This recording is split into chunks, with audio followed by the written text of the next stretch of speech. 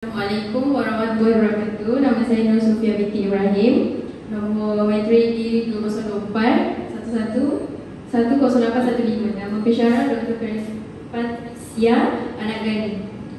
Okey, tajuk yang kami kaji ialah tentang peranan mata pelajaran sejarah terhadap generasi muda di Malaysia.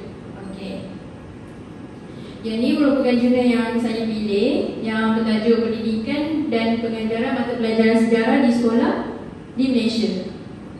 Dari penulisnya adalah Muhammad Samsudin dan Syahizan Syaharuddin. Dan pada tahun 2012. Okey, pengenalannya mata pelajaran sejarah dalam sistem pendidikan di Malaysia penting untuk membantu generasi muda mengambil iktibar daripada peristiwa masa dahulu. Mata pelajaran sejarah juga digunakan untuk memupuk sifat-sifat positif dalam kalangan penduduk.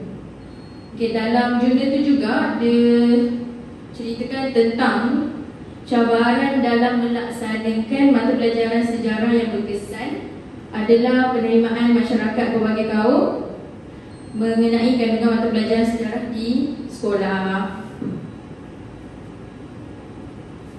Okey, permasalahan kajian dalam jurnal tu yang pertama tentang dari segi konteks, dia membincangkan kurikulum pendidikan sejarah di sekolah Malaysia bagi pelajar tingkatan 5. Dan fokus dia mengkaji dan menilai semula kandungan silibus sejarah bangsa di Malaysia dan pemimpinnya.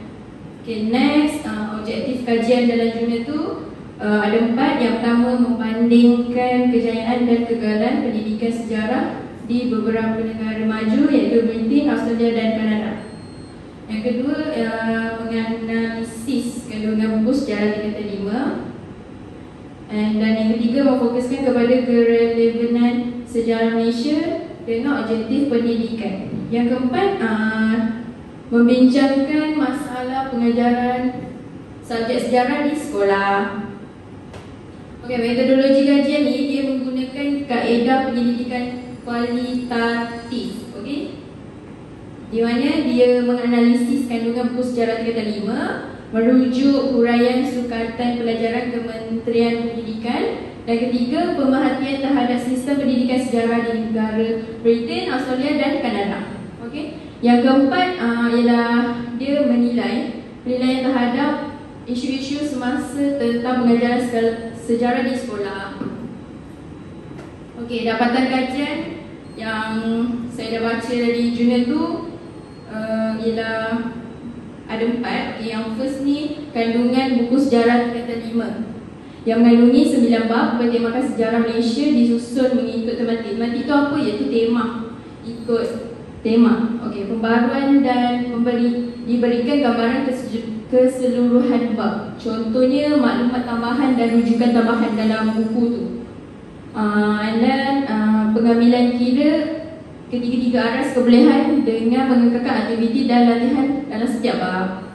Yang kedua, perbandingan negara maju iaitu Britain, Australia, Kanada menghadapi masalah yang sama, iaitu menjadikan mata pelajaran sejarah sebagai subjek yang relevan dan menarik kepada pelajar.